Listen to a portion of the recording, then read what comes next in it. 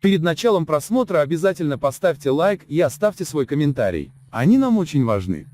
Туркменистан не присылает пробы на коронавирус в референс-лаборатории. Во Всемирной организации здравоохранения заявили, что Туркменистан не отправляет пробы на COVID-19 в референс-лаборатории ВОЗ. Как сообщает портал eurasianet.org, пресс-служба Европейского регионального бюро ВОЗ наконец ответила на неоднократные запросы журналистов по этому поводу. В пресс-службе подтвердили, что во время визита в Туркменистан в июле эксперты ВОЗ рекомендовали направлять тесты на коронавирус в лаборатории ВОЗ для проверки. Однако, как заявляют в организации, пока выполнение этой рекомендации невозможно из-за существующих транспортных ограничений. Eurasia.net отмечает, что закрытие границ не помешало властям Туркменистана в конце ноября организовать специальный авиарейс в Мюнхен. Этим самолетом в страну были доставлены немецкие врачи, которые получили туркменские государственные награды. Один из гостей, профессор университетской клиники Грасхадерн Клаус Пархофер, встретился лично с президентом Гурбангулы Бердымухамедовым.